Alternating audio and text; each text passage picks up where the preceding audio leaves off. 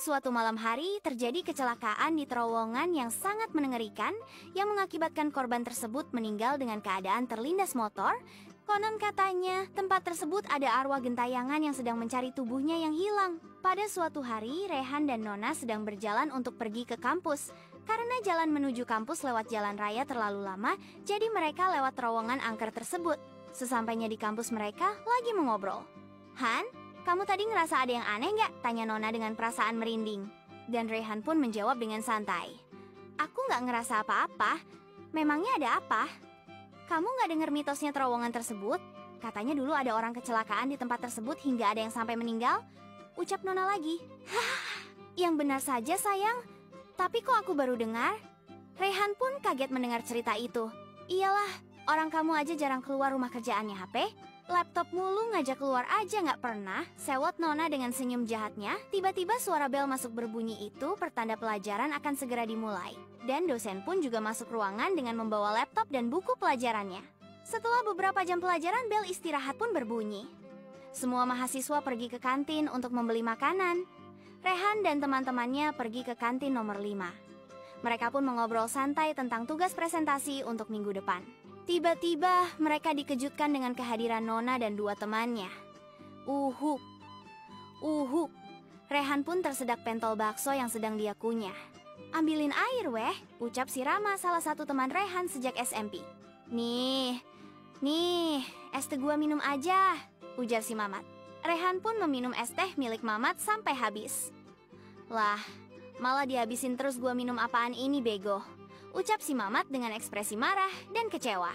Rehan pun menjawab, ya sorry Matt, lagian gua lagi kesedak pentol, tuh suruh Nona dan temannya gantiin, jangan gua. Nona menjawab, ih, kok aku mereka berdua tuh? Tadi aku ngikuti pikiran mereka. Dan Nona mengejek temannya dan tertawa. Loh, bukan kita Mat yang bikin kalian terkejut tuh si Bella, ucap Mela sambil menunjuk Bella. Ya elah, gua lagi ya. Udah nih 20.000 buat kalian bertiga, ucap Bella. Iya, Bella adalah anak orang kaya sehari uang, sakunya saja 1 juta. Rehan pun memotong percakapan mereka. BTW, kalian mau ikut ke pestanya adiknya Nona gak? Kalau ikut gue jemput ntar pakai mobil gue. Ya jelas ikut dong. Mereka semua menjawab bersamaan. Oke, nanti malam gue jemput. Lagian besok libur pestanya juga dimulai jam 10. Ucap si Rehan. Malam hari kemudian Rehan menjemput teman-temannya. Tinggal menunggu Bella yang sibuk dengan penampilannya yang blasteran Jepang Indo. Lama banget Bella, bosen gue nunggu, ucap Mila. Sorry guys, gue lagi sibuk merias muka gue yang cantik mempesona ini. Ujar si Rama yang sedang mengejek Bella. Enak aja lo ngejek muka gue, sewot si Bella. Rehan pun memotong pembicaraan mereka. Sudah apa belum debatnya kalau belum gue tinggal? Udah kok udah, ucap mereka berdua. Kalau gitu masuk mobil sana, ucap Rehan dengan nada agak tinggi. Mereka pun berangkat menuju ke rumah Nona. Sesampainya di rumah Nona, mereka menunggu adiknya yang bersiap-siap untuk pestanya.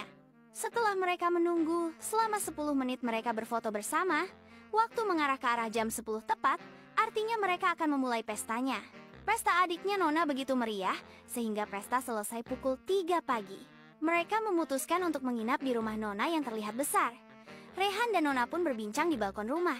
Tiba-tiba mereka melihat seseorang tanpa tubuh melihat ke arah mereka dan menghilang. Nona pun menjerit histeris. Triple A, sayang tadi itu apa? Lalu kenapa wajahnya berlumuran darah? Teriak Nona hingga mengejutkan seisi rumah. Teman-temannya pun berlari ke arah Nona dan Rehan. Udah, jangan nangis, ada aku. Sini peluk, ucap si Rehan menenangkan tangisan Nona. Kemudian Rama bertanya, tadi ada apa? Kenapa dia berteriak?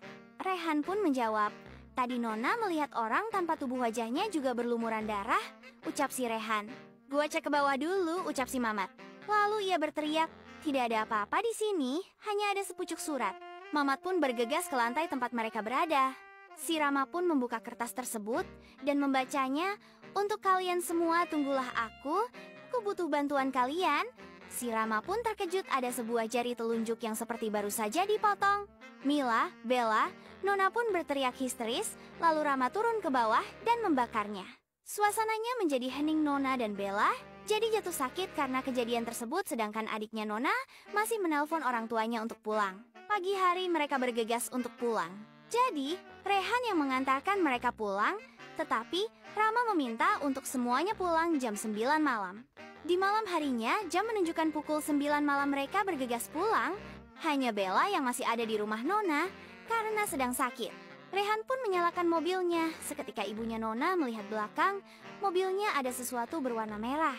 Mereka memutuskan lewat terowongan angker tersebut. Tiba-tiba ada sesosok orang tanpa tubuh menculik Rama dan mereka pun keluar dari mobil.